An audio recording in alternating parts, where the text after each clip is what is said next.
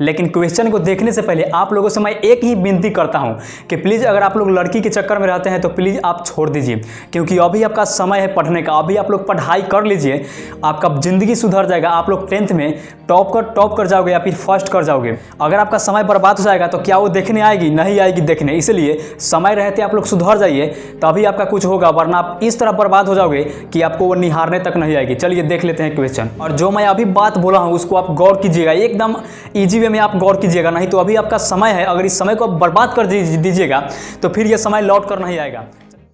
इस वीडियो में हम आपको बताने वाले हैं कर्मवीर कथा पाठ के सारे सब्जेक्टिव प्लस ऑब्जेक्टिव क्वेश्चन जो आपके एग्जाम के लिए बहुत ज़्यादा इंपॉर्टेंट है। तो आपको क्या करना है, बस इस वीडियो में बने रहिए और वीडियो को शुरू से लेकर लास्ट तक जरूर देख लीजिए, क्योंकि अभी जो मैं क्वेश्चन बताने वाला हूं यही क्वेश्चन 10th की परीक्षा में बार बार पूछा जा चुका है। लगभग 4 सालों से यही क्वेश्चन पूछा जा चुका है।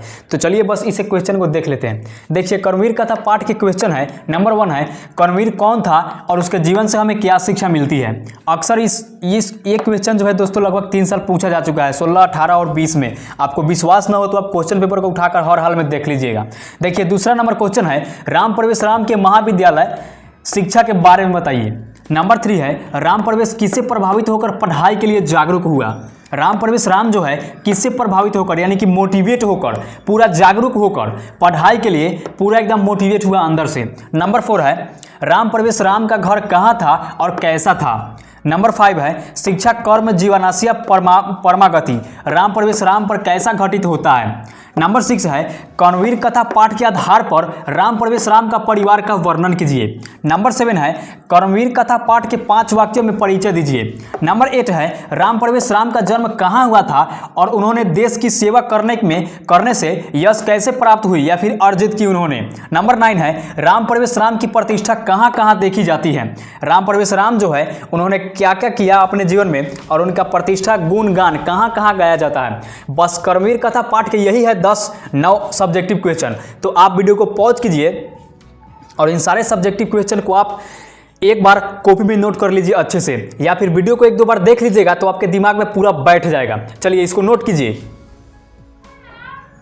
तो अब चलते हैं ऑब्जेक्टिव क्वेश्चन की ओर जो कर्मवीर कथा पाठ से ही है। तो चलिए देख लेते हैं। देखिए, क्वेश्चन है, राम प्रवेश राम का जन्म किस गांव में हुआ था। इसका आंसर है भिखन टोला।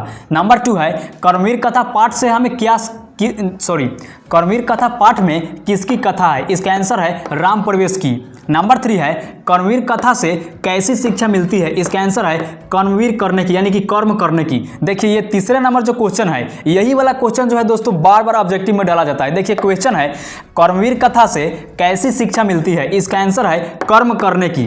नंबर 4 है, कर्मवीर कौन था। इसका आंसर है राम प्रवेश राम। ये बहुत ही हल्का क्वेश्चन है। देखिए, कर्मवीर कौन था, इसका आंसर है राम प्रवेश राम। नंबर 5 है, कर्म के पुजारी राम प्रवेश राम कहां पर उन्नति स्थान प्राप्त की। इसका आंसर है केंद्र लोक सेवा आयोग में। केंद्र लोक सेवा आयोग में। नंबर 6 है, कर्मवीर राम प्रवेश राम की परिवार की कुल संख्या कितनी थी। इसका आंसर है 4। इसका आंसर है 4। ये अभी तो आपका 6 ऑब्जेक्टिव हुआ, अभी 14 ऑब्जेक्टिव और है। तो आपको क्या करना है, बस इस वीडियो को पॉज कीजिए और सारे ऑब्जेक्टिव क्वेश्चन को आप कॉपी में नोट कीजिए। चलिए नोट कीजिए इसको। अब चलते हैं अगला ऑब्जेक्टिव क्वेश्चन की ओर जो इसी पार्ट से है। देखिए, 7वां नंबर जो क्वेश्चन है, किस कला में राम प्रवेश राम उन्नत स्थान प्राप्त किया। इसका आंसर है व्यापक विषय ज्ञान में। नंबर 8 है, किस गांव में गरीब लोग रहते हैं या फिर रहते थे। इसका आंसर है भिखन टोला गांव में। नंबर 9 है, दलित ग्रामवासी पुरुष की कथा कौन है। इसका आंसर है कर्मवीर कथा। नंबर 10 है, कथा का मूल्य है कि क्या नहीं होना चाहिए, यानी कि कथा में क्या नहीं होना चाहिए लोगों को। इसका आंसर है निराश या फिर हताश।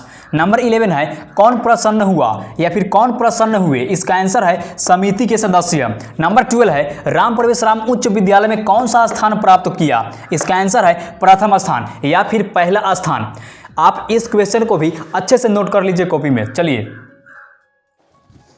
चलिए अब चलते हैं अगले ऑब्जेक्टिव क्वेश्चन की ओर जो इसी पार्ट से है। लेकिन क्वेश्चन को देखने से पहले आप लोगों से मैं एक ही विनती करता हूं कि प्लीज़ अगर आप लोग लड़की के चक्कर में रहते हैं तो प्लीज़ आप छोड़ दीजिए, क्योंकि अभी आपका समय है पढ़ने का। अभी आप लोग पढ़ाई कर लीजिए, आपका ज़िंदगी सुधर जाएगा। आप लोग 10th में टॉप कर जाओगे या फिर फर्स्ट कर जाओगे।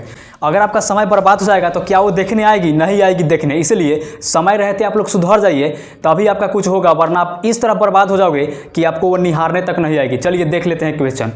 देखिए नंबर 13 है, राम प्रवेश राम घर किस तरह था? राम प्रवेश राम का घर किस तरह का था? इसका आंसर है कुटिया का। नंबर 14 है, राम प्रवेश राम के पिता थे। इसका आंसर है निर्धन थे, यानी कि गरीब थे। नंबर 15 है, राम प्रवेश राम के कितने भाई बहन थे? इसका आंसर है 2। नंबर 16 है, राम प्रवेश राम किस नौकरी में सेवा कर रहे थे? इसका आंसर है केंद्र प्रशासन में। इसका आंसर है केंद्र प्रशासन में।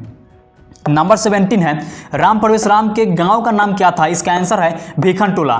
इसका आंसर है भीखन टोला। एकदम सिंपल सा क्वेश्चन है, आप लोग दिमाग में बैठाते चलिए। नंबर 18 है, राम प्रवेश राम स्नातक परीक्षा में यानी कि बीए के परीक्षा में कौन सा स्थान प्राप्त किया? इसका आंसर है प्रथम स्थान, यानी कि फर्स्ट किया।